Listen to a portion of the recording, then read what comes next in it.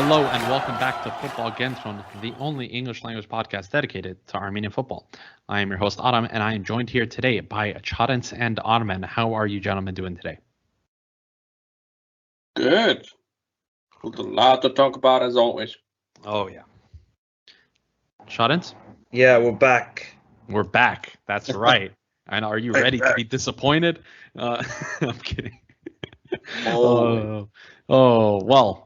Bad start to the episode. Yeah, great start, right? Way to be positive. Before we get into everything, please be sure to follow us on our social medias. We have a Twitter, which is very funny and very fantastic and run by Armen and I. We have a very nice Instagram that Charents does a wonderful job managing, as well as a Facebook page that Charents also manages, as well as a YouTube channel that Charents also manages. So show our boys some love. Follow, like, subscribe, all that jazz, because we put a lot of effort into this stuff. And, we really like doing it. And as long as you guys like doing it and you show us that you like doing it, we will keep doing it. Let's jump right into it, boys. First, let us discuss the UEFA Conference League. Alashkert played their second group stage match, the first of which was at home in Vazgen Sargsyan Stadium in Yerevan, where Alashkert were handed a 2-4 loss to HJK Helsinki of Finland. It was 1-1 at halftime, and Artak Grigoryan was sent off for pulling a player down. He was the last defender. It was always going to be a red in the 34th minute, and until that point, the game was extremely winnable. HJK were very unconvincing. They looked about the level of an APL team, and they weren't that great. The red card changed the game, and Daron Voskanian, of course, had a fantastic hand in, wonderfully wrapping up in a nice bow. When doesn't he? All 3 points for the opposition. Mbalo seemed to be the only shining light of this match. He scored again. He is way too good for this team. I've said it before and I'll say it again. But I just quickly want to know your thoughts. Let's start with you, Charents. Alashkert, can these guys do anything right? Not really. I don't think it's gonna happen. We gave positive insights. We broke down everything in the past, 5-6 episodes on how we have a chance, what kind of chance we have, and look how it ends up in our face. Yeah, they just seem to throw everything out the window, right, Armen? They should listen to us. I think that's good advice. I mean, definitely. Definitely, but they're too proud to do that. And they just lost basically the best chance they had for not a win, for a single point at the group stage. I don't know. It looked a lot like the Maccabi game at the beginning, and it went a lot like the Maccabi game by the end. I think the major difference, though, between the Maccabi game and this game was Helsinki's back line was awful. And every single time Alashkert had the ball in the opposition's third, they looked likely to score. But as soon as the red card completely changed the game, and unfortunately, they are still bottom of the group with 0 points. That's basically the reason why they scored one more goal than they scored on Maccabi. But other than that, Alashkert defense is even worse, and that's pretty much why they conceded 4 like they did against Maccabi. Yeah. So as you said, they gotta listen to us. Elsewhere, Anorthosis had a 2-0 loss away to Genk of Belgium. Hovo is injured, and Anorthosis clearly need him. Roma had a 3-0 away win to Zorya Lugansk in the Ukraine. Henrik was rested for this match. They didn't really need him. And considering his age, it's very good man management and minute management, I'd say, from Jose Mourinho to not play him in this game. Also, shout out to that guy who yelled out Armenia top in that video that Roma put out at the end of the game. Kairat had a 4-2 loss away to Basel of Switzerland. Como played the whole game, but yeah, It's not looking good for them. Then again, It's Basel Basel, come is a on. very good team. And Kairat is Yeah. a good team, but Basel's on a whole other level. They should be playing minimum Europa League. Was it Ghent, not Genk, Armen? Yeah, it was Ghent. Well, they're both My mistake. they're both from Okay, well, Belgium. it's one letter. One letter difference. It's kinda, yeah. Yeah. Well, that wraps it up for the Conference League. Not much excitement there for us. Not Let's really. look into Armenian players abroad, starting in España. Armen, tell us about our boy. In English, please, not in Spanish. Por favor. No. No, acá se habla en español. Okay, for real though, this is history. I mean, Vato just became the first Armenian national team player to score in La Liga. That's insane. I mean, he did score against Rayo Vallecano. Sadly, they lost 3-1. Yeah, out of the 4 ethnic Armenians that have played La Liga until now, only Alfredo Amarillo Quechichian had managed to score, and by the tons, actually, for Barcelona and Espanyol, both sides from the city of Barcelona, actually. And yeah, but he played for Uruguay. Besides, there was no Armenian national team at the time. It was just Soviet. Now, though, El Capitan Vato joins Alfredo Quechichian, and actually today he got a clean sheet. I mean, today when we're recording on Saturday, he got a clean sheet against another Spanish giant in Valencia. This means 3 clean sheets for Vato, a goal, a win, the best defensive record in the team individually. He is playing better and better, and we love to see our captain, like our real captain, do well. Speaking of playing better and better, elsewhere in Russia, we have Edward Spartzian. How is our You're gonna young love boy? this one, Adam. Yeah, how is our young boy doing, Yeah. Karens? Yeah, he scored another goal, and it was an amazing goal, which it was Krasnodar's win 3-0 at home against Sochi. And statistically, he's getting a goal participation every 183 minutes, which is like 2 games. So every 2 games, you're expecting him to do something exciting. And it's pretty so good. It's pretty good. It's pretty good. We're hoping that he can just keep up his form. Today they drew, I think, as well, right, against CSK in Moscow. Yeah, and actually, 0-0. I watched that game. I watched the second half. I had that and the Cadiz game at the same time going on. And he created, I want to say, 4 goal-scoring opportunities in the second half alone, 2 of which were tap-ins that his teammates just couldn't convert. So good. He's even on his down days, which it looked like today was a little more of his down days. He's looking really good. So he's a threat, basically. He's becoming a threat, in terms of performances. Like, forget the stats, let's say. If you were looking at performances, if he's performing well, that's good. Yeah, and I noticed he was constantly rotating. He started as a number 10, but he was moving on both wings, like, and up top, as a second striker. So he was literally everywhere. Yeah, I don't understand why with the national team he needs to play center midfielder. Like, I understand he gets the ball and just does the transition. Yeah, like it's just unnecessary. He can play winger too. I mean, this kid can play anything. He's young, he has the energy for it. Speaking of young and having the energy, Gorman Velian apparently did not have the right energy that it took to break into the Nantes first team, like his best friend Merlin did. He has been relegated to Nantes B, and it seems like that's the way it's going to be this season.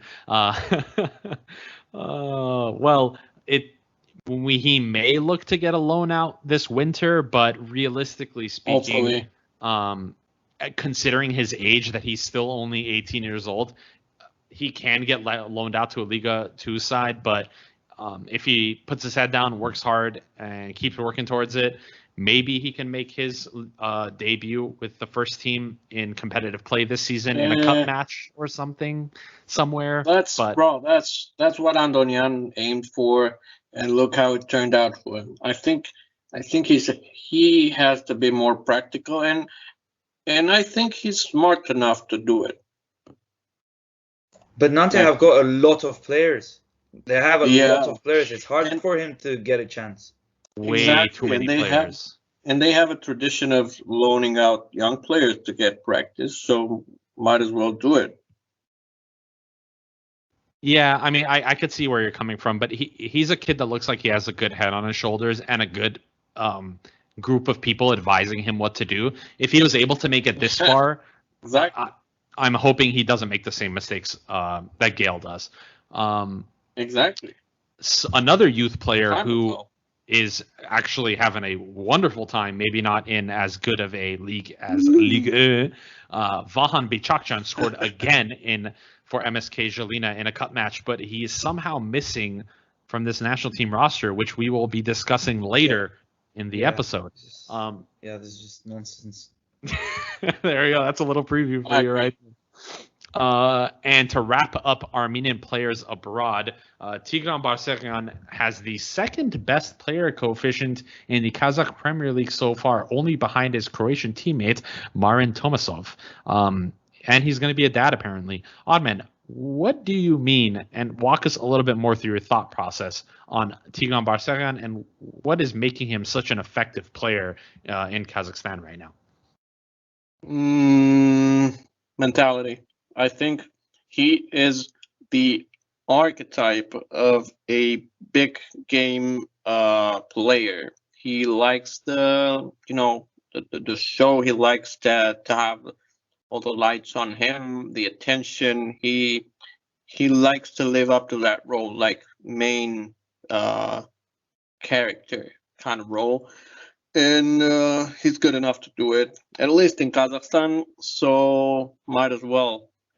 He's doing so good, and he's so confident with himself and good. And that's basically why he is where he is. And I'm kind of upset he didn't get the move before.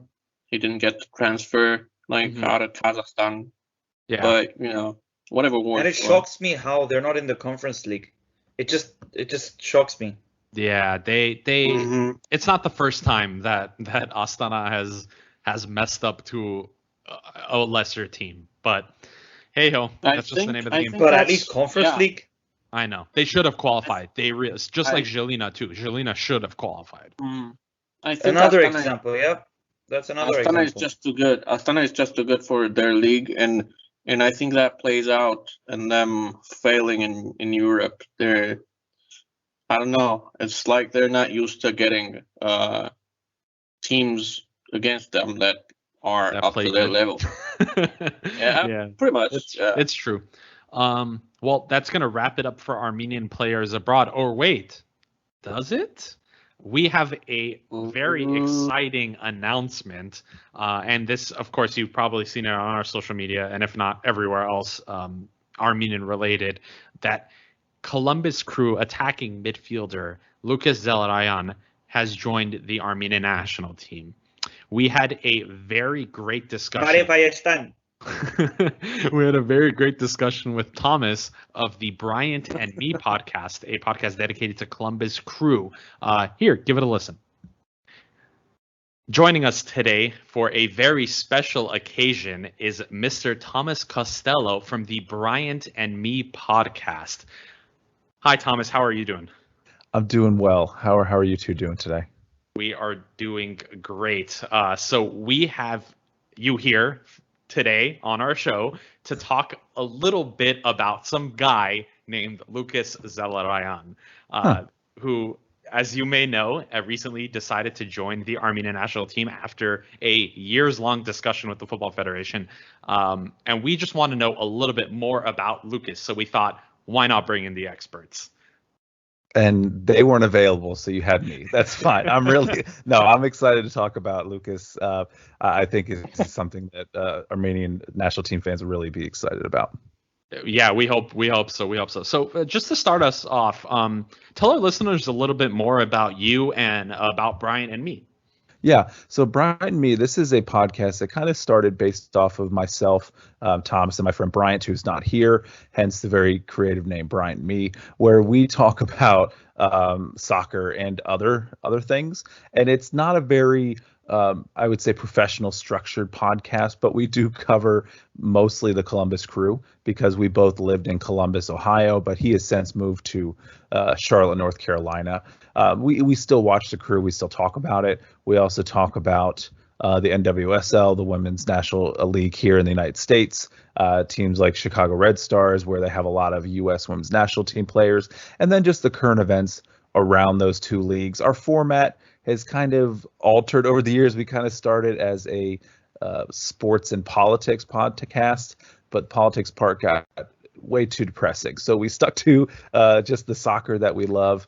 We also started talking about the Premier League a lot, but that veered away. We are, I joke around and say that we aren't professional, we do care about the teams and we do watch them. And outside of this podcast, in a more serious kind of realm, I write about the Crew for a site called Massive Report, which is part of SB Nation. A lot of teams around the world have an SB Nation site, and I write covering the matches for the Crew. So I go to the stadium sometimes. I'm writing previews, match recaps, all that sort of thing. So yeah, the Crew have been a big part of my life here for the last 7 or 8 years. And then even further back, just about me, I went to Armenia 11 years ago, and it kind of made a huge impact on my life. So seeing the kind of two worlds collide is pretty cool, and I'm excited to see what Lucas does for Armenia. Well, that sounds wonderful. That's awesome. Yeah, that's awesome. We're really excited. We'll dub you an honorary Armenian. Join the family. Thank you. And by the looks of it, your show sounds a lot like ours. Oh, good. Oh, that's good. So, we just met after the announcement was made. Yeah. I tweeted something, or we tweeted something. Great minds. I have to keep the. Great minds.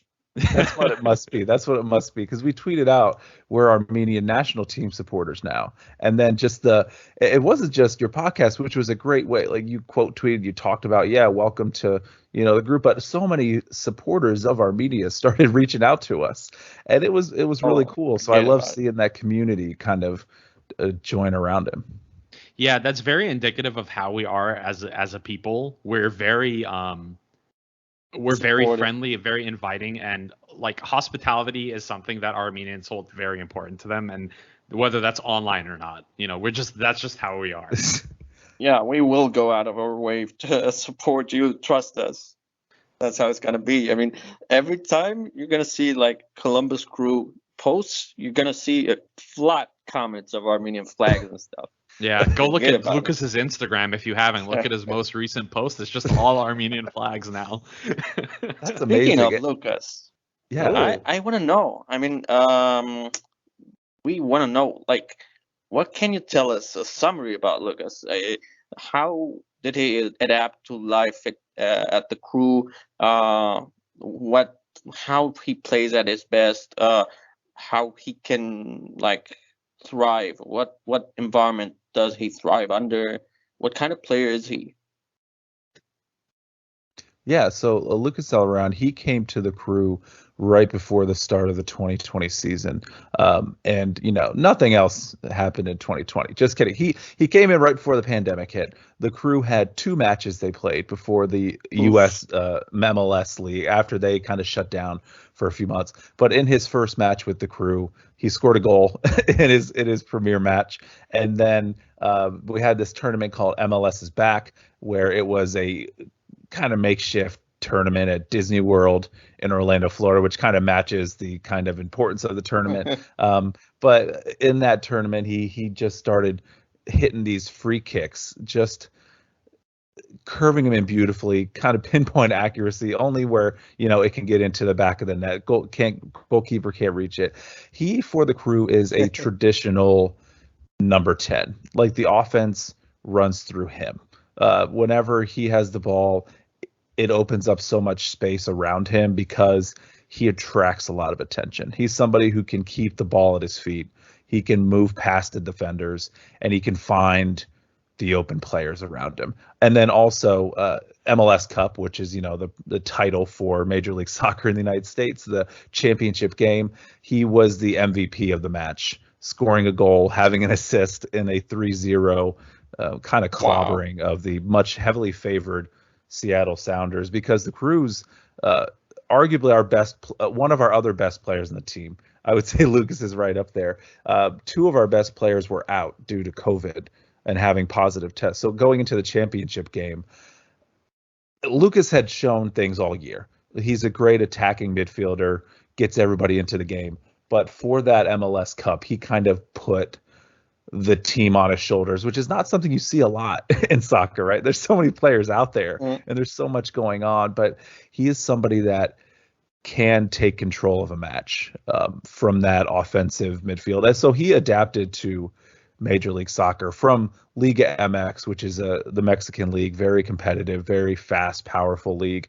He's able to transition pretty easily, I would say, from Liga MX to MLS, but I think that too can carry over with him because he's very tactically sound, and he's somebody that not just playing the 10-2, you could see him sometimes even moving into like a false nine kind of position where he can go into attack mode also. And then also free kicks. This year, he's hit 5 goals off of free kicks so far. He's one away from breaking the league record of 6. So he's somebody that's really fun to watch. He sounds like a lot. I haven't seen much of him, but from what you're telling us, he sounds a lot like a particular player we have at the national team squad, and we hype him up as like too much because he's worth all that, which is Edward Spartzian. And yeah, he sounds a lot like Edward Spartzian, but 8 years older and with much more experience, which I think our little magician might learn a lot from Lucas. Yeah, I agree, definitely. I've seen Lucas play on several occasions, including that MLS Cup final. I watched that match, and I could just tell from how he plays, he is the type of player that is the magnet of the team. Not only in the sense that he is, the piece in the midfield that is pulling the strings, but also every single time this guy gets the ball, he's crowded by like 2 or 3 players every time. In the Campeones Cup, which I watched that match as well. It was right after the announcement. Every single time this guy touched the ball, there were so many people swarming him, and he would get out of that pressure if it looked like it was effortless. Right. No, he definitely has that effortlessness, and I will say too, it is nice to say like, oh, he does all these great things, and he really does. He does. But also seeing that Wednesday night match, I was there covering it for Massive Report, and he also sometimes has the tendency to maybe hold the ball 1 or 2 dribbles too much. Like maybe instead of laying it off to one of his wingers or finding, creating some space or even taking the shot, I think sometimes he wants, and maybe Wednesday, he was facing off against Cruz Azul, which are the champions of Mexico. He has a lot of history playing in the Mexican league. So maybe there was part of that kind of world beater in him. He wanted to do everything perfectly. Maybe that's why I held the ball too long, but sometimes he can kind of, that's what I'll say. He might be a little too patient at times, but that's really few and far between in those moments. Wednesday was an isolated kind of incident, I would think, just with the opponent they were playing. But overall, yeah, the goods definitely outweigh the bads when it comes to Lucas.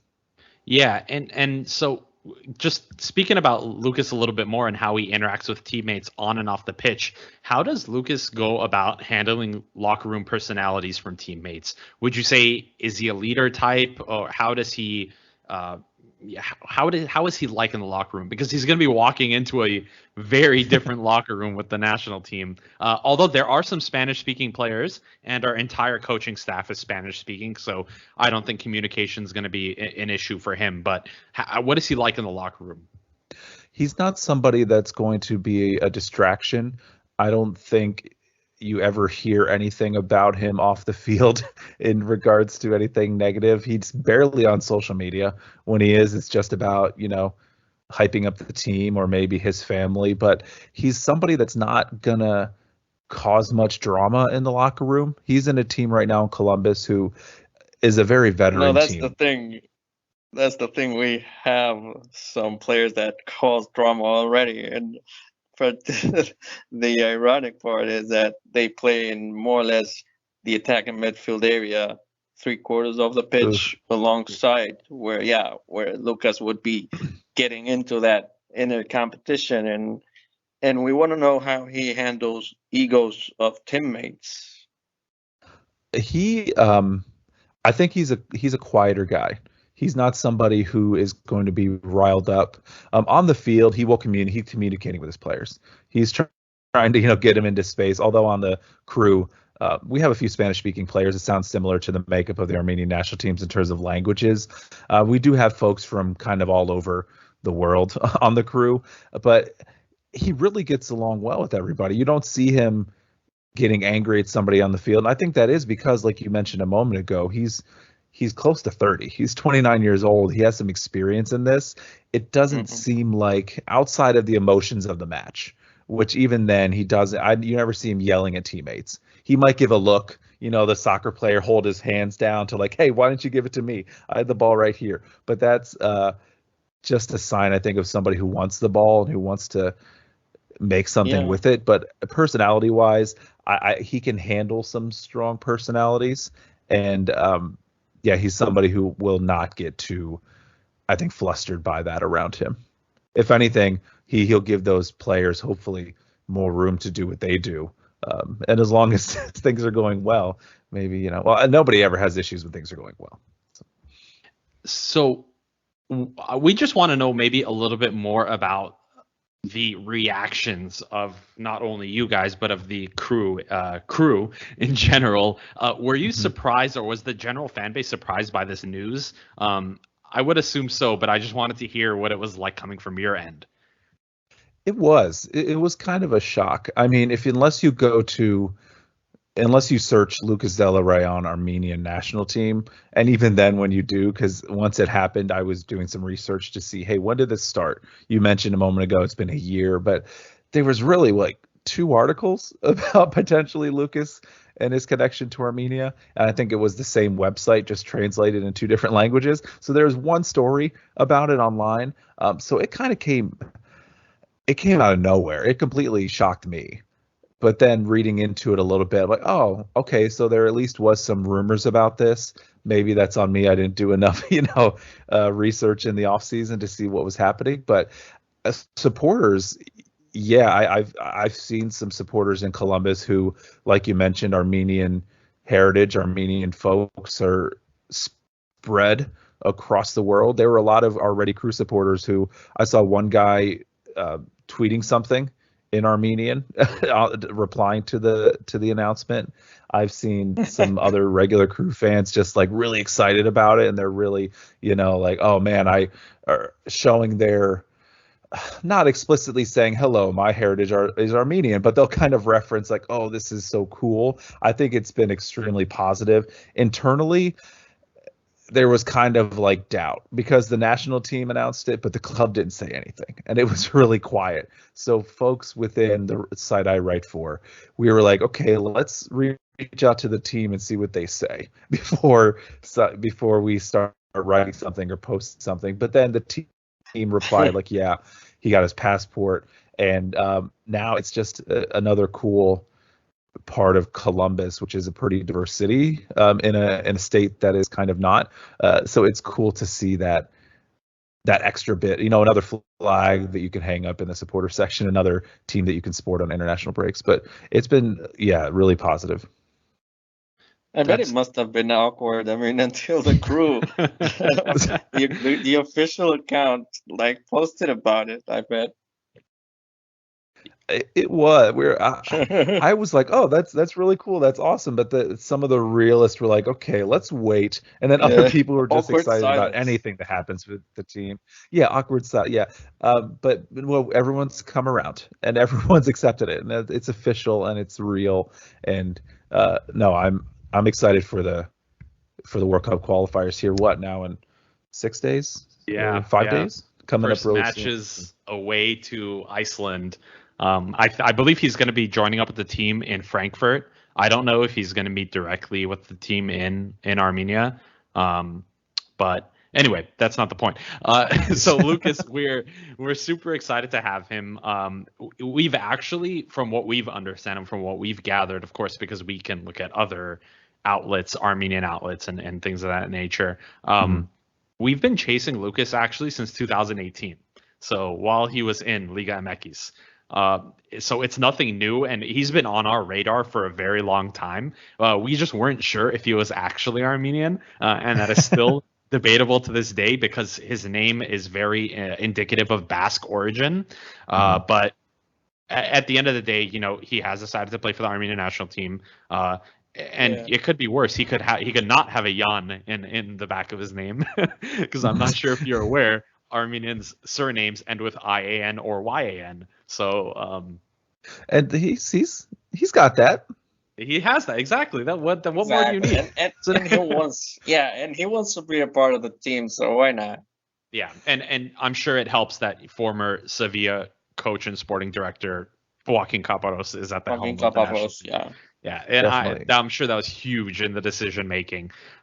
He's been very great and influential. Well, thank you, Thomas, for joining us on Football Kentron. We really appreciate the insight on Lucas, and we are very excited to see how he gels with this team. We hope he starts against Iceland. I can't imagine him not starting, to be honest. Not because we lack a number 10, but just because of the stature and the quality that Lucas brings. I think he's going to be an excellent addition to the lineup, and it would be crazy to not start him, unless he's not fit. That's a different story. Yeah, I mean, if he doesn't start, he could start against Romania 3 days later. So he was injured. He just came back from injury, and he just played 90 minutes against Cruz Azul on Wednesday. So I think he's back. And he's gonna be walking into a new locker room. So maybe he'll come off the bench against Iceland and start against Romania. I can see it that way. Or he'll start both games and bang in a couple free kicks, and we'll be marching our way to the World Cup playoffs. But you don't want to overplay him. You don't want to get him overly fatigued and stuff. Yeah. Well, thank you, Thomas. If you have not already, go follow Bryant and me on Twitter and Instagram, and go listen to their podcast if you want some great personalities and some great football information. And if you just want to know a little bit more about the crew and our new boy, Zelerayan. Thank you, Thomas, for joining us. We really, really appreciate having you here. Awesome being here. Thank you. Good luck. Thank you. We need it. Thomas. Thank you. Thanks. Well, we hope you enjoyed that little clip with Bryant and me. Go ahead and check them out. They're very funny people, very humorous, and they give us some really good insight on Lucas and what we can expect from him for the national team. I'm going to pitch this over to you, Chadens. What do you think Lucas brings to the table to Armenia that we're missing?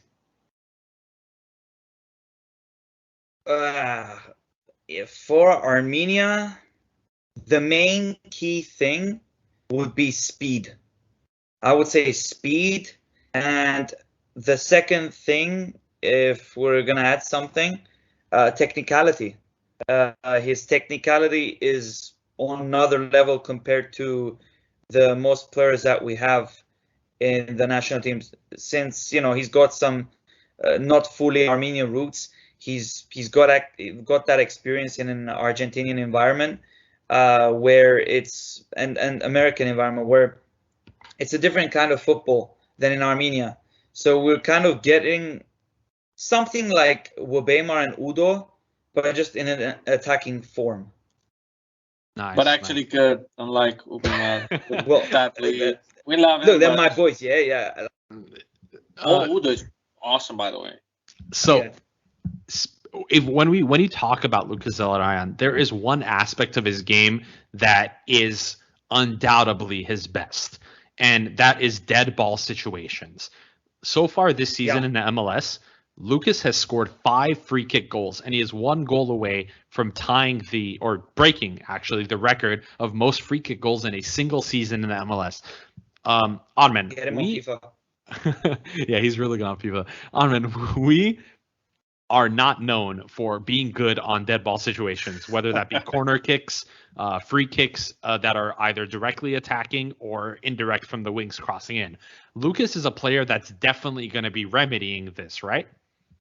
Oh, definitely. I mean, basically, our main free kick taker is Tigran Pasakyan because, as I mentioned earlier, he likes to kind of take the stage, the center of the stage, even though actually we have great free kick specialists in Edward Spartzian and Baham Chachyan, for instance, among others. But no, Tico has to take them because he's a superstar. But on another front, we have Henrik Mkhitaryan taking the penalty kicks, missing half of them, looking scared every time he steps up to take them. The weird thing is Hino wants to take them, and he is so keen on taking the penalty kicks, but he doesn't look the part when he sets up the ball and takes the steps to shoot. Well, now with Lucas in the picture, I mean, if he doesn't take every single free kick and penalty kick in attacking positions, then we might as well, I don't know, try to find another sport. Yeah, he has very good working product. He has so far this season in 25 matches in the MLS had 7 goals and 2 assists in 2,000 minutes or so. They also played in the CONCACAF Champions League where he had a goal and 2 assists in 3 matches. And he also had an assist in the Campeones Cup, which is a super cup between the winners of Liga MX and MLS. His free kick from about 10 yards outside the box went off the head of a defender of the opposing team and went into the goal. So I believe that was Cruz Azul. They ended up winning 2-0 that game. He played 78 minutes. So he is going to be bringing a lot of quality to the table, and a lot of quality that I think we need. But before talking about, go ahead. Like something that you guys, I'm not sure if you guys discussed it with the other podcast. Mm-hmm. Does he remind them maybe, or does he remind any of you of Sebastian Giovinco? Yes, I would say. I've watched him a lot when he played for Toronto. Lucas dribbles the ball a lot. And just like Giovinco, he is very fast on the ball, and just like Giovinco, he gets crowded a lot. But the I would say a major difference or something, or I would say major similarity is the fact that his technical ability is very, very good. He is good enough on the ball and his dribbling and ball control to get out of tight situations and make the right pass, and not only make it but complete it. He is. Spartzian. Yes, but again, Armen, you keep on comparing him to Spartzian, but you're forgetting this guy has way more experience than Spartzian. He is a much better player. He is currently. I'm not saying Spartzian isn't going to be a better player, but Zelerayan is. No, we're talking style. Style-wise, yeah, but the thing is, he is good enough to. We know about Edward's potential as a player, and that's where we base all of these assumptions on, because we see his potential and it's great.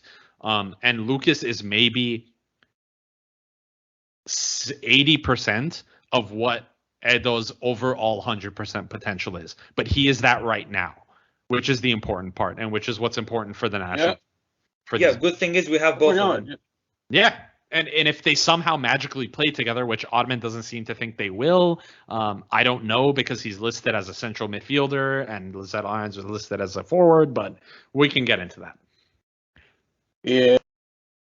Okay, so speaking of the national team, boys, the 25-man squad, did it end up being 25, was released by Joaquin Caparros in a very cool futuristic video, which I don't know where they're getting these announcement ideas from, but I mean, whoever's doing it, great. Samsung Galaxy. Yeah, today's iteration was holograms. Which I don't know if you guys remember Samsung Galaxy stuff. I don't know, do you remember the player thing that they did years ago? It kind of reminded me of that. I don't know why. It reminded me of the time that, I don't know if this was like how many seasons ago, 3-4 seasons ago, where all the teams were trying to outdo each other on the announcement videos. Do you remember that? Where it was like every announcement of like a new player signing was like crazier than the other. This is kind of what this reminds me of. They're just trying to outdo themselves every time announcing the squad. But let us go through the squad. I will start with the goalkeepers. We have David Yurchenko of Alashkert, Anatoly Ivazov of Urartu, and Stanislav Bushnev of Punic, who has actually played very well these past few games in the APL. Armen, who do we have in defense? Well, you had to ask that question, and the first defender we have is right center back. Actually, we have two right center backs, and all of this is gonna be according to Joaquin Caparros' words. Right center back options are Varas Tatharoyan, the ultimate man, the real Armenian national team captain, and his substitute is gonna be no other than Daron. Daron Voskanyan. Moving on, left center back, we have starting Andre Chalashe, hopefully fit enough to start both games. And in substitute again, Horar Makoyan. Right back, moving. This is going to be very interesting. Jordi Ararat and David Terterian. I think they're going to be 1-1, one playing each game. Left back, we have the human bolt, the human lightning, Gamo Vanessian. I have so many mixed emotions about him, but our first hunch spot on for a call-up is his substitute for left back, Jirai Markarian. I'm so happy he signed for us. I mean, what a great signing. Yeah, we'll get into him and hopefully the issues he will solve in a little bit once we're done going through the squad. Chadens, walk us through our midfield options. Defensive midfielders, left midfielders, right midfielders, and center midfielders are how they're going to be separated. So we've got Tikran Barserian, Khorem Bayramyan, Alik Arakelian, Henrik Mkhitaryan, Armen relax, Ishvan Geloyan, Artem Avanesian, Artak Grigorian, unfortunately our red card man, Solomon Udo, Karen Muradian, and our main boy youngster Edo Spartzian. Yes, great list of midfielders that we will be deep dive dissecting into. And to round off the squad, we have our forwards, which include Eric Vardanyan, was called up again, Sargis Adamian, Alexander Karapetyan, and Lucas Zelarayan. So I have some discussion points here for the team, and we will go through one by one, and we will discuss these points. The first point I wanted to discuss are the players that are not included in this list. There are a few of them that have been left out for one reason or another, and I would like to take this time to discuss that. But first, let's start with on the attacking front. Gira Shahoyan and Vahan Bichakchan have been left out of this squad by Joaquin Caparros. Now, I'm getting the sense that this is creating a lack of a super sub impact off the bench by not having Giro or Vahan. What are your thoughts on not having Giro or Vahan in this squad? Let's start with you, Chadens. It's a tough question because at some point I'm asking myself, did they actually make an impact in the previous games? And then I'm also asking myself, I'm also actually stating it to myself to not think that, is that don't worry, very soon they're going to be proper starters and they're going to be fixed and ready in the squad. But in this specific window, they're very key members to have an impact. Yeah, because they have the potential to have that impact. You know, they're not like, it's not like bringing a random APL player off the bench. You're bringing out two of our three super talented young players. Ottoman, what are your 2 cents? Vahan shouldn't have been out. I mean, Vahan had a pretty solid window, in my opinion. The Macedonia game, I liked what I saw from him, as I said, especially in defense. And if the question is, do those two youngsters make an impact on the team, or did they make an impact on the team? Well, maybe not, but during the last window, of course. But so did the rest of the team. So why leave those two out and not say Zelerayan, against whom we have nothing? We like him both as a human being and as a player. He has things to add to the team, but Vahan is just too big of a miss. Yeah, and it seems like if we're looking at the way it's composed, Vahan is seen as a right midfielder under Joaquin Kaparos, and it seems that Geloyan and Artem Avanesyan are in place. And Heno as well. And Heno as well. If you ask me, actually, I'm sorry I'm cutting you off, but if you ask me, on the right wings, the only one of the three that did something positive during the last window, ironically, was the third string player, Artem Avanesyan. So yeah, he's honestly baffling. He's been actually very, very good for Arada Armenia, who are undefeated in the league. He's scored a few goals and assisted a few goals. And I think the last one that we were talking about in our group chat, he dribbled past a few players and like laid it off beautifully. It was like, wow. I mean, there's no doubt he's a talented player. I think he's a CSKA Moscow prospect, and that's why Russia froze him out. Yeah, and Zelerayan is now included in the under-21 squad that will be playing up against Serbia, I believe, on Thursday, which has the under-21 squad got boosted a lot, actually. We will discuss that on another occasion, not right now, because we want to focus on the senior national team. But again, I think Chadan's brought up a very, very good point. How much of an impact did these players actually have? Now, Giro, I would say. How much did anyone? That's true, but Giro. But specifically on these, yeah. Yeah, specifically on these players, Armen. That's what we're trying to find this reasoning, on why they would be left out. And Giro, I could see it. Very little minutes with the club team. Yeah, but not Vahan. The thing with Vahan is giving me very much, and this scares me, Henrik vibes, because he is playing. Why? He's playing very well for Jelena, scoring left, right, and center. But every time he plays for the national team, he looks a little lost to me. And I pointed this out in the last set of qualifiers, and I pointed this out during the friendlies. Despite him scoring a beautiful goal against Sweden, which was the only positive that came out of that match, realistically, he hasn't made as big of an impact as we had hoped for, but I think that's something that time is going to change dramatically. He gave that winning assist. That much pressure on him. Exactly, and maybe that's why Kaparos didn't include him. Maybe he felt this might be too much pressure for these two right now, and I need players that's not going to affect. And we don't know what he sees inside, so that's my guess.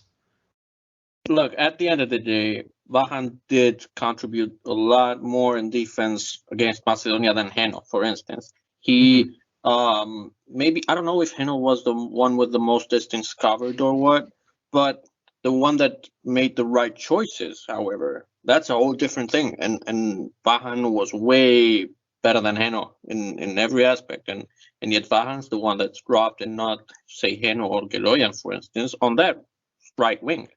Yeah, I'm just this Geloyan one is just baffling me. I just don't see it. I'm gonna be honest. And we said this last time.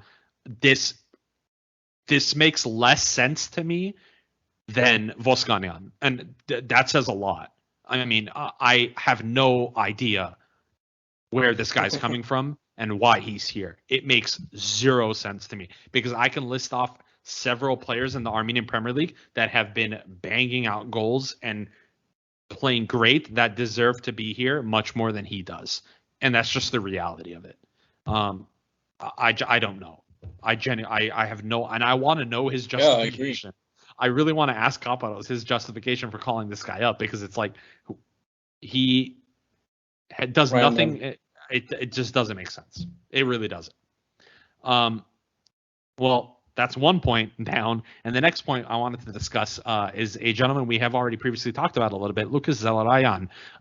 This guy can potentially be a game changer. And now we know in the eyes of Joaquin Kaparos, he is a forward, and it looks like he's grouped with Eric Vardanyan. So we can expect him to play as the second striker or a false nine behind Adamian or Karapetyan. What type of impact are you looking to see from Lucas in these matches? What specific aspects of his game are you looking forward to seeing contribute to the national team? Speak, Mr. Argentina. Well, yeah, as I was talking to you guys before the show, I think hopefully he can take a little bit of the right wing of Heno, kind of like a bit of taking off the light, if you will, taking possession of Heno, kind of taking responsibilities of him, and I'm not saying shadow him, but in a way I am, because I don't know, that's what I want to see from him in open play at least. Then there's, as you guys said, set pieces, which hopefully he'll strictly be solely the responsible of our set pieces. And last but not least, I hope to see a change of mentality in the team with him, because he's not outspoken, he's not very vocal, but he is not the sort to crack under pressure either. He's a big game player too, but not like Tico, not like big chest and bad boy face. No, he is a guy that just does his thing and does his best no matter against which team he's going to be playing. He's a baller all around, and this team needs a player that can perform under all sorts of circumstances. Yeah, and I think one thing that I'm looking forward to seeing is a player that actually dribbles the ball. In my opinion, that is one of my favorite aspects of the sport, is when a player dribbles the ball past one or two defenders. And that's something we know Edward Spartzian has the capability and quality to do. That's something we've seen Sargis Adamian do. That's something that you expect Henrik to do, but he literally never does that with the national team, which makes no sense. But so that's what I'm looking forward to seeing, because he is a very good dribbler, and I'm looking forward to seeing him create spaces, and that's something we desperately need. Yeah, as Charan said, technicality and football IQ overall. Yeah. Charan, do you have anything to add about Lucas? Super sub against, not super sub, but substitute, probably will be substitute in the Iceland game. Yeah. And a very important role to play against Romania. Yeah, I could see that. I definitely could see that, because he's as we know. Thank you, Challenge. Yeah, as we know, Kaparos is known for bringing on game-changing players, or players that can easily be starters, at halftime. So maybe that is something that he'll deploy. And honestly, it could probably make a world of a difference too. So there is that. Now, I'm going to pivot a little bit further back on the pitch and talk about a specific problem that we have identified here in Football Kentron. The lack of a proper left-sided fullback. Kamo Hovhannisyan has been occupying that territory, but he is awful at left back. He's not an awful player. He's just not a fullback. Fun zone. And he's one of the main contributors to the fun zone. The other one, who is not currently invited to the national team, is Webe Marangulo. He was left out. But we have hopefully seen a revelation. Zhirai Margaryan finally gets the call up to the Armenian national team. Armen has been talking about this guy a lot. So tell us a little bit more of what we can expect to see of Margaryan, Armen. And are we going to expect to see him? Is Kaparos going to have the cojones, as the Spanish would say, to play an actual left back? Two great questions and two very different questions. Well, what could we expect of Zhirai Margaryan?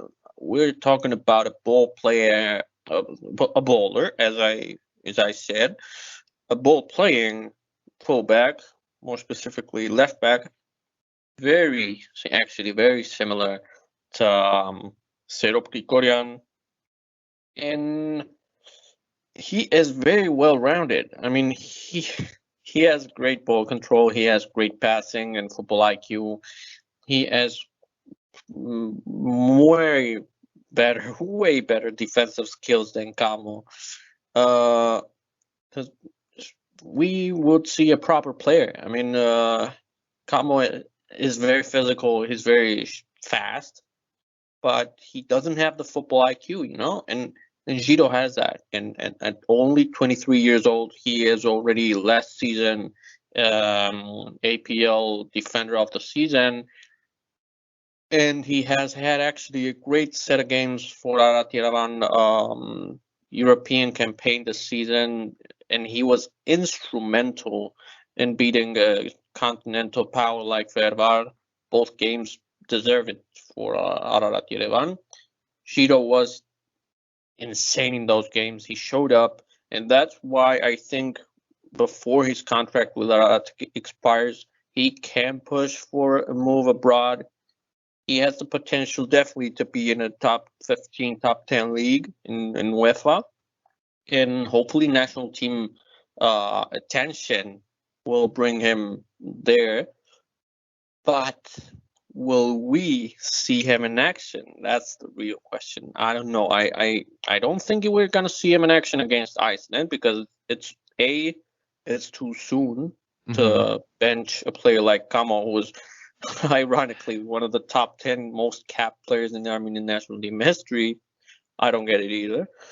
And B, Kamo is a very fast player, which against Iceland that could cause mayhem for the Icelandic defense. But against Romania, however, I could see Zhirai starting. Here is my rebuttal to that. Zhirai is an all-around much better fullback than Kamo in every sense possible.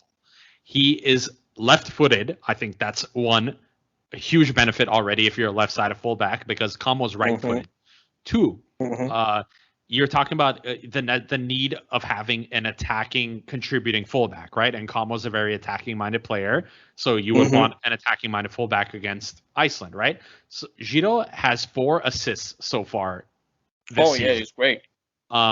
Including one in Conference League qualifiers. So he, in 13 matches, he has 4 assists from the left back position. So that shows he is not afraid to venture forward. But he is also definitely one part of an improving Ararat Yerevan defensive setup.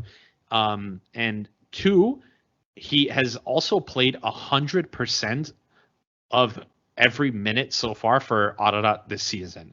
And he has contributed to 12% of their goal participations. So he is very much a very good defender who has he's an ready. attacking output, why would you not play that over Kamo?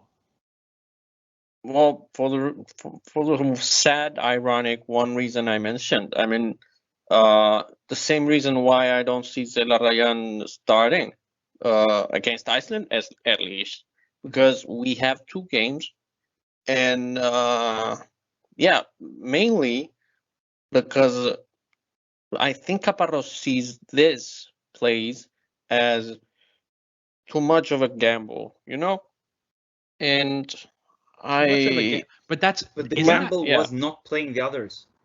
but isn't that wild though? Like, Chadin, seriously, isn't it wild to think it's too much of a gamble to play an actual left back at left back instead of a right Well, midfielder at left back? I would think the same, but experience has shown us otherwise. I mean, experience has How? shown us he prefers Camo over and over again before players he like does. Shiro Markarian, He players does, like yeah, but Sero my Grigorian, question and is players like why? Arman Hovhannisyan. But why? Oh, He that was I can't literally answer. he was I'm not literally Caparros. responsible for the goals two of the goals Iceland scored because of his poor marking.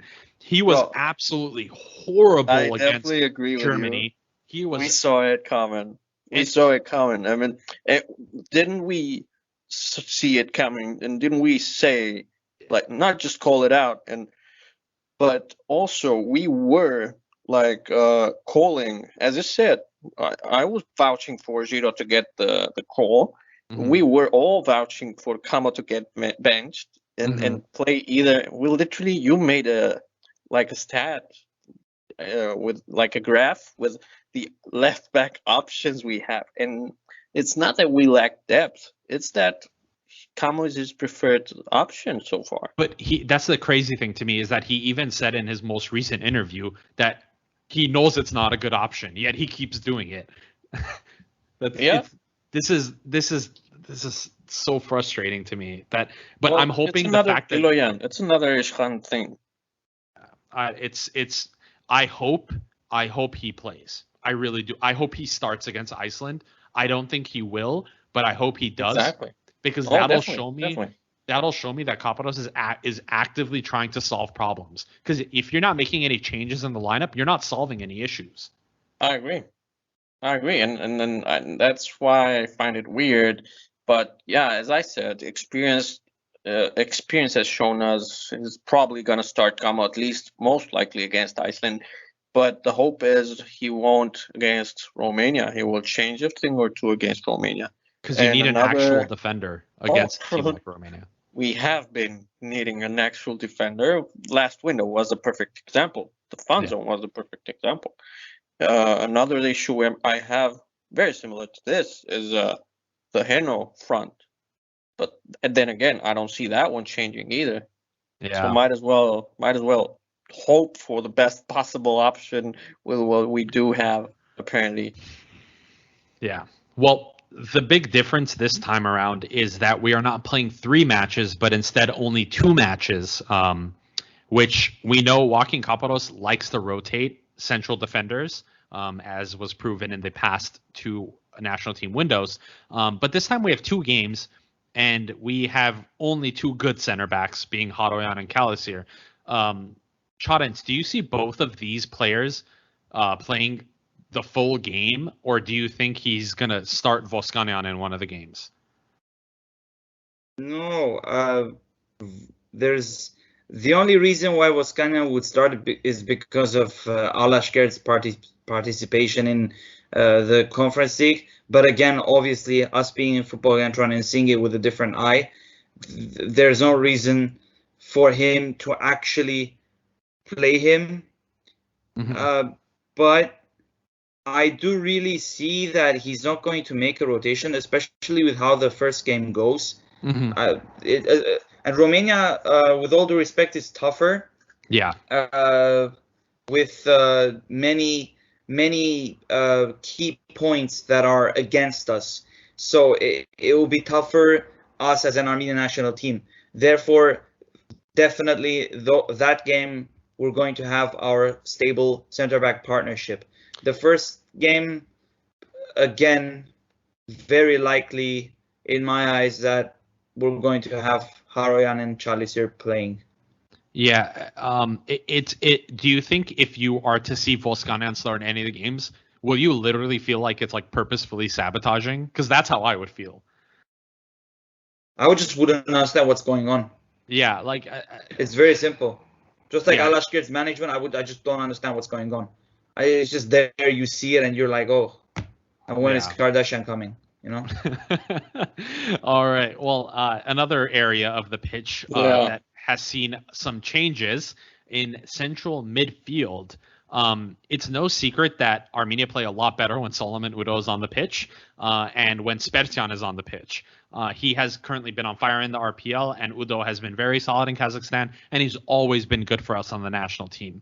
Artak Grigoryan has been very, very poor lately. I think we are the first people to big Artak up when he does great things, but we also shouldn't be afraid to show criticism. And I think this is a good time to show criticism. He has not been good. He hasn't been good for the national team in the last window. He has not been good for Alashkert, recently getting sent off in the Conference League. And a dip in form is very, very apparent. But lo and behold, someone somewhere listens to us, and Garim Muradyan was called back into the national team.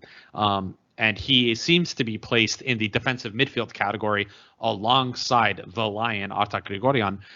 Armen, how do you see this panning out? Do you see Artak starting both games? Do you see Muradyan getting a run out against Iceland at first? What is the central midfield partnerships going to look like in these matches?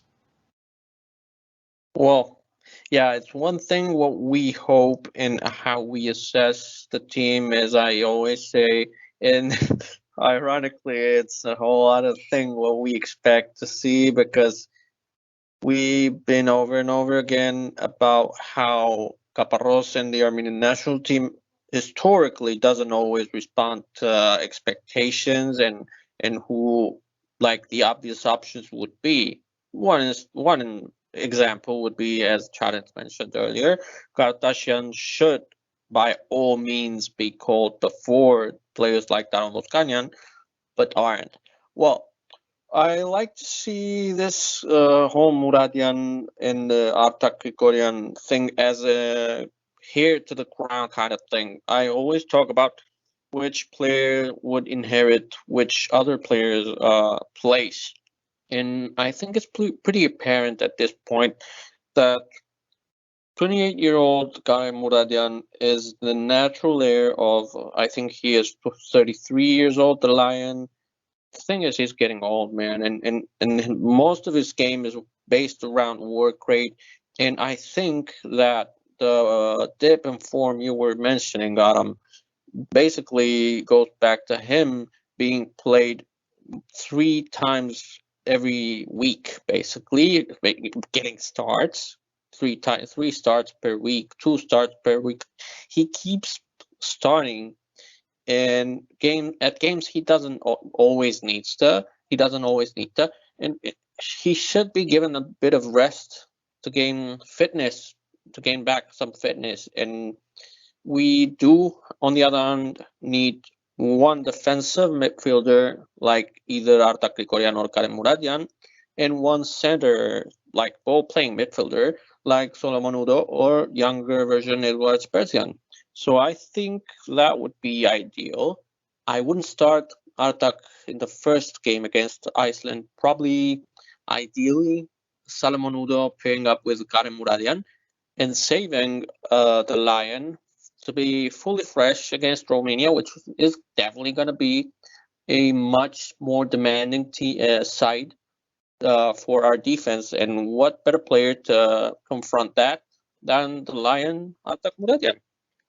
Yeah, I think Grigoryan getting sent off early in the Conference League game. Artak Grigoryan, I'm sorry. Yeah, we'll give him a good amount of rest, because that's 8 days to Iceland, Hopefully. And that's also 14 days to Romania. So, 11 days to Romania. So that's a much needed rest for him. And I think he will take full advantage of that. And I hope you're right. I would like to see Garim Muradyan and Udo start as the midfield pairing against Iceland, because I'm really worried about Grigorian's form, and I am hoping it's just coming down to fatigue.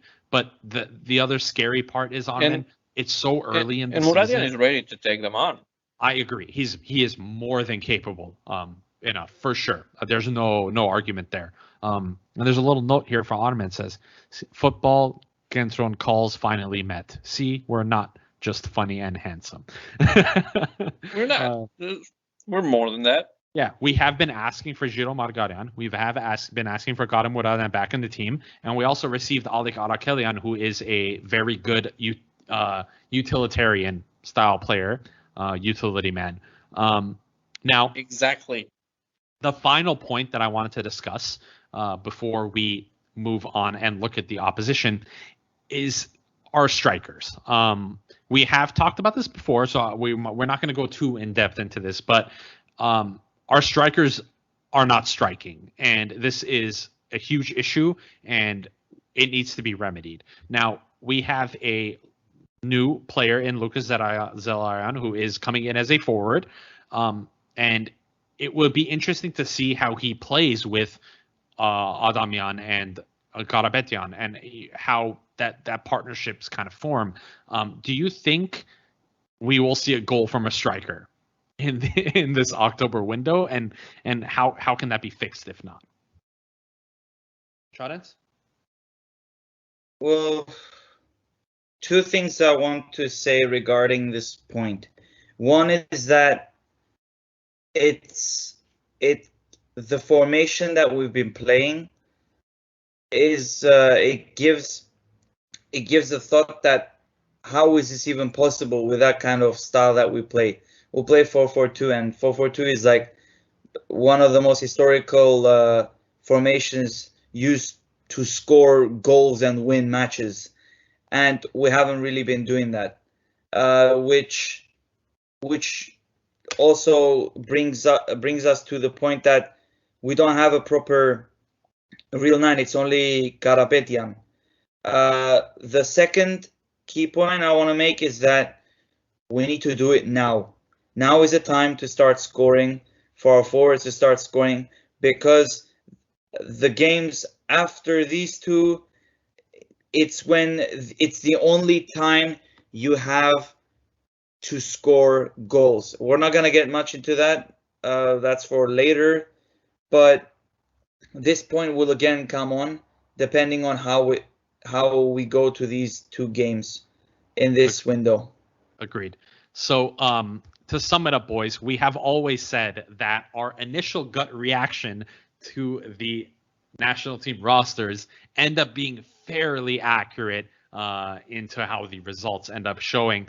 And this is something that Armen and I discuss a little bit in depth. So, Armen, your gut reaction to this national team squad list, what does that tell you in brief? Better than the previous one. Okay. I would agree. My initial reaction was, this is better than the previous. Yeah, not necessarily good. Still some things very clear, obvious things off. Yeah. But not entirely awful like last time. Yeah, I would say the biggest thing missing here is Hovo being injured. But we have a very competent Zelerayan and Jordi. Well, I mean, in terms of the fact that we play a 4 at the back where 3 are competent, and missing one of those 3 lowers that even more. So I see that as a big loss. But we do have Zelerayan and we do have Jordi Ararat, friend of the pod, who are stepping up to fill in. Like you said, kind of when we were going through the names, it feels like they're probably going to switch off, play one game each, and I wouldn't be opposed to that. They're both very good players, and I'm ready for them to show their quality. So let's take a look at our opposition briefly. We're not going to go too crazy here because we're already like an hour in, and we don't want to overwhelm you guys. But our first match is going to be this Friday away to Iceland in Reykjavik. Now, Iceland is in a bit of an awkward period right now. They, so far in these qualifiers, have 1 win, 1 draw, and 4 losses. In the last set of matches, they had a 2-2 surprise draw to the Macedonians away. They had a 2-0 loss to Romania and a 4-0 loss to Germany. Their draw rather against Macedonia, I caught the last 10 minutes of that game. And from what I recall, Macedonia shut down. They were ready to just pack up shop and go home. And they forgot that the game is 90 minutes and it bit them in the ass.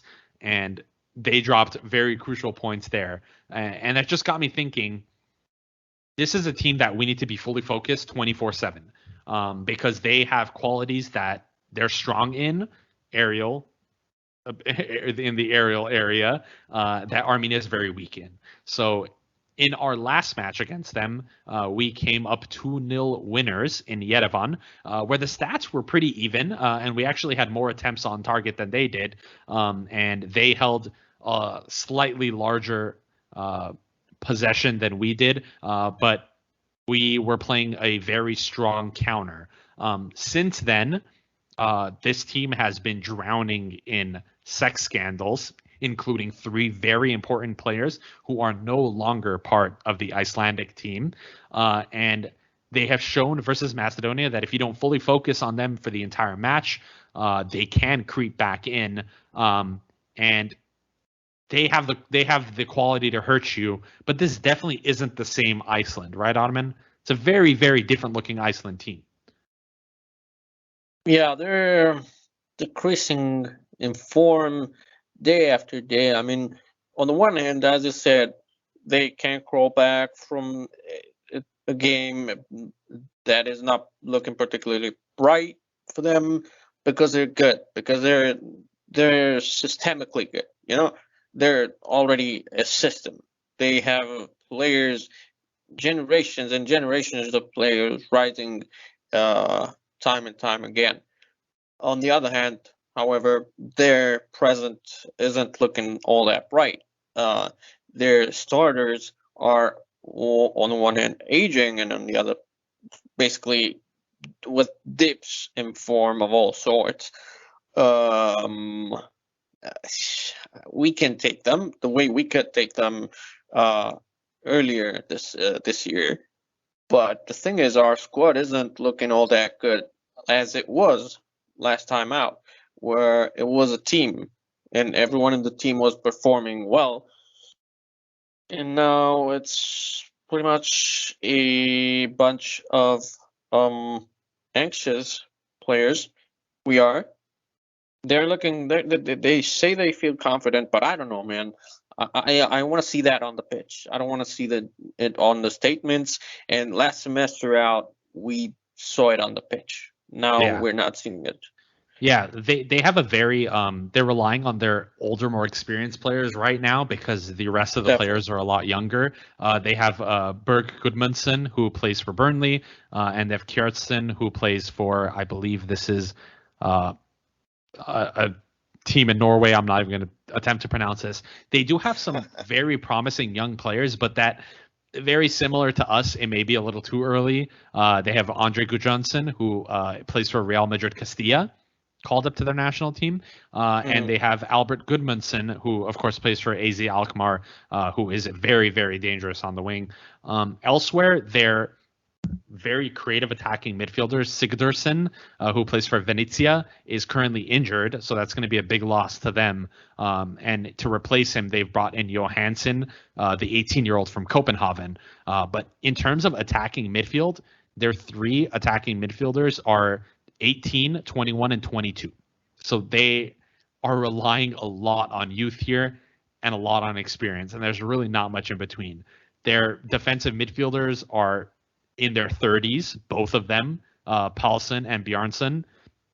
And their defense, one of their central defenders is 38 years old, Arnason. So it's a bit of an odd one, and it's going to be one that I think is going to require a professional performance. Last time out against them, we said we used the word or the phrase professional performance, because you do your job for 90 minutes, you will get the result against this team. Chadens, what are your initial thoughts on Iceland? And how do you think we will fare in this match, considering what we know about them from already having played them once? They're physical. They, like you said, they've got a lot of aerial capabilities and aerial advantages against us. However, in this window, there's a lot of speed in the Armenian squad. I'm relying on speed getting us not the win, but getting us the result that we hope to expect to get. Mm-hmm. That's one of the biggest things that we have against them that we could use to our advantage. Yeah, like we said, the team cannot afford to fall asleep, because if you fall asleep, you will concede a goal. That's on the performance front. And before that, there's something that you were implying with the professional phrasing, but there's something very important that I think it's primordial, which is the approach. Before performance comes the right approach, which we did have last time out against them. That's why we dominated them in almost basically every part of the pitch. Mm-hmm. And during the last window, the national team window, not just the squad was off, but also some approaches. And we can't afford to have the wrong approach against Iceland, because we will basically fall. I agree. And we just, it's all about the approach, and it's all about staying focused. Let's see. In terms of potential yellow card suspensions, we are all in the clear right now. We did not get a single player booked in the match against Liechtenstein, so we are not risking missing anyone unless they get a red card. And if they do, they will be yelled at. So moving on to our next opponent, who we will be facing after Iceland. It's a little hard to think this far ahead, considering the circumstances, but it's a very much more confident Romania team. This Romania team currently has 3 wins, 1 draw, and 2 losses, and they had a very good last window, getting 7 out of a possible 9 points, with a 2-0 win at Iceland, a 2-0 win against Liechtenstein, and a 0-0 draw held against Macedonia, which is the reason why we are still in second place. They scored 4 goals and they conceded none. Now, last match against them was wild, to say the least, right? There was a red card, there was a crazy comeback, and we won with a penalty. We saw again how shutting down for 1 second can cause you to concede a goal when a team has this much quality. And Armenia shut down twice, and lo and behold, Romania capitalized. We cannot make those types of mistakes again, because this Romania team is on a mission. And the match versus Germany that they have while we are playing against Iceland, I feel is going to set the tempo for this match. If they get a result versus Germany, they're going to come in very confident against us. If they get battered by Germany, they're going to want to batter the shit out of us. So there's a lot of fear factor in my eyes looking ahead to this Romania game. But one thing that I have identified, and this is the aspect that I want to talk to both of you about, is where their weakness lies. And I'm not talking necessarily in their personnel, because their team is great. I think their weakness lies in their tactical approach. I believe that they have a lot of quality players, but they lose because they play a team with a manager that outmanages them. The only other manager that has been able to outmanage their manager, which is, I believe, is Radoy, is Joachim Kaparos, and is Germany. Can Kaparos outmanage Radoy again? Experience will tell you he has everything in his arsenal and in his mind to do so.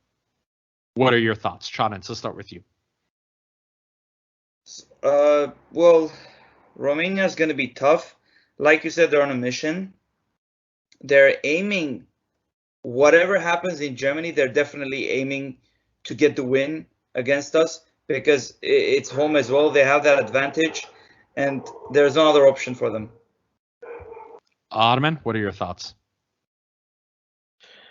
As you said, Kaparos has everything lined up to outthink Radoy again. But will he? That's a different thing. I don't know. I mean, I genuinely hope so. I don't know if I believe he will, though.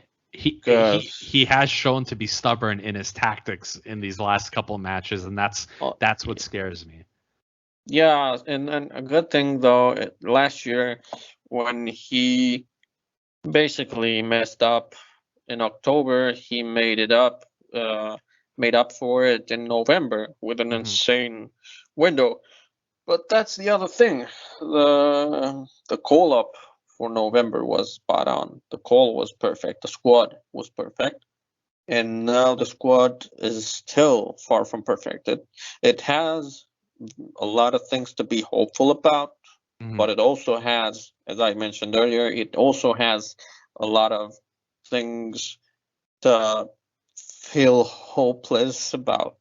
Yeah, because if you look at this mathematically speaking, if Romania is to lose to Germany, and if we beat Romania, they're out. They will be, I believe, 7 points behind us with 6 points only left to gain. So they'd be done. So for them, going into this match, their mentality is going to be do or die, because that's just how it is. If they lose, they're done. Yeah, I mean, it could happen. You know, it's not an insane thought. We're definitely good enough to beat them, but they're also favorites. I mean, they are still favorites, even if we did beat them last time out. And I think our our squad list is actually better. Is actually worse than last time. I'm not holding my breath, honestly. I just want to see what happens. Yeah, and this is of course an away game, and that's going to factor into this. Their home record is pretty good. They lost 1-0 to Germany at home. They beat Macedonia 3-2 at home, and that was due to a last-minute goal. That was a crazy, wild game too. Very similar to the one we had with them in Yerevan. And they had a 2-0 nice, professional, clean performance against Liechtenstein. So their home form is decent. It's going to be a tough one, but like we said, we cannot.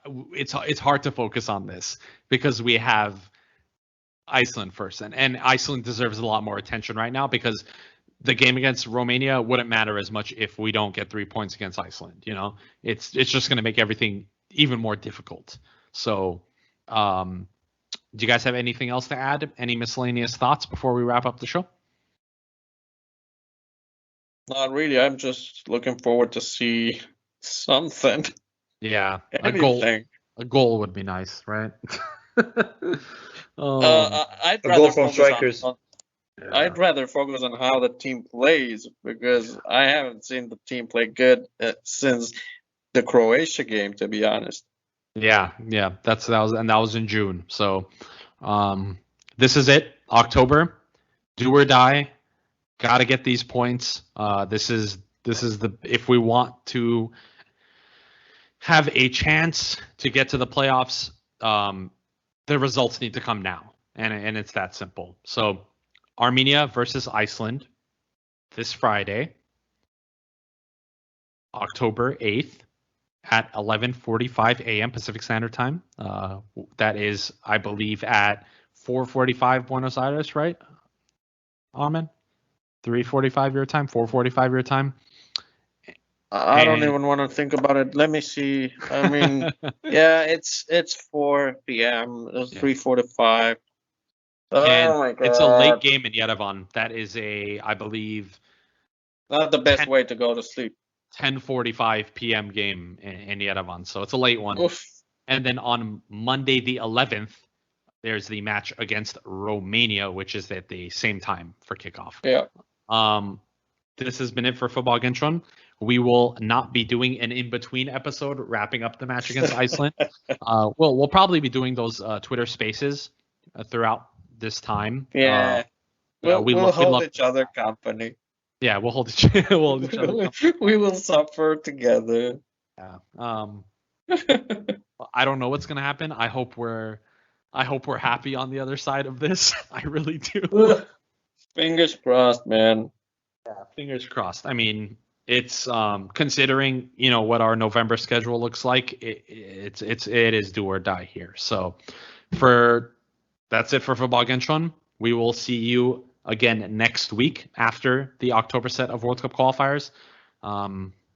Hopefully with strong results. And I know our listeners are a little worried that we don't sound as confident as we normally do, but we're just trying to be cautious at this point because it's a really difficult one to call. So thank you for listening, guys. On behalf of Chadent and Armen and Tito, who was not here but had some sort of championship football game, so hopefully Tito won. Thank you for listening to Football Kentron. We will see you next week, where hopefully Armenia is still in pole position for second place in World Cup qualifiers. Thank you, guys. Goodbye.